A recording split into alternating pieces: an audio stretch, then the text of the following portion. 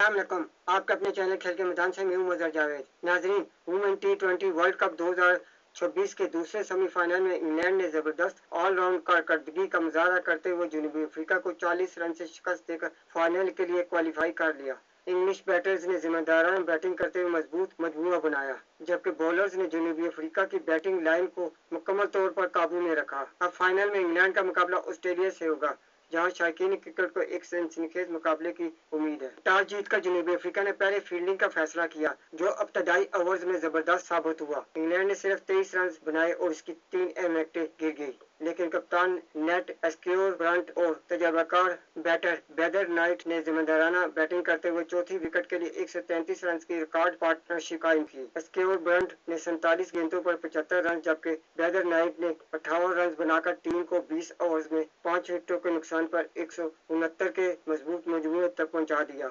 170 run के हदफ के ताकुब में जनूबी अफ्रीका की बैटिंग इब्तिदा में संभली हुई नजर आई, लेकिन इंग्लैंड के मुनज़्ज़म बॉलिंग अटैक ने वक्फे से विकेटें हासिल करके मैच पर मुकम्मल गिरफ्त बरकरार रखी। नाज़मीन, बर्टस ने 51 रन की निजामती इनिंग्स खेली, मगर इन्हें दूसरे एंड से खातर ख्वाह साथ न मिल सका। जनूबी अफ्रीका मुकर्रर 20 ओवर्स में 129 रन तक पहुंच सका और उसकी 8 विकेटें गिर गईं, और यूं इंग्लैंड ने 40 रन से कामयाबी अपने नाम कर ली। ये फतह इंग्लैंड के लिए कई हवालों से यादगार रही।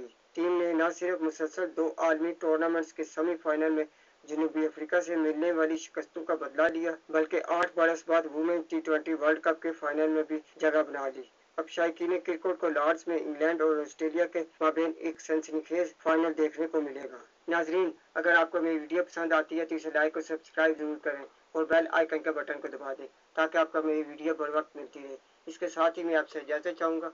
अल्लाह हाफिज़।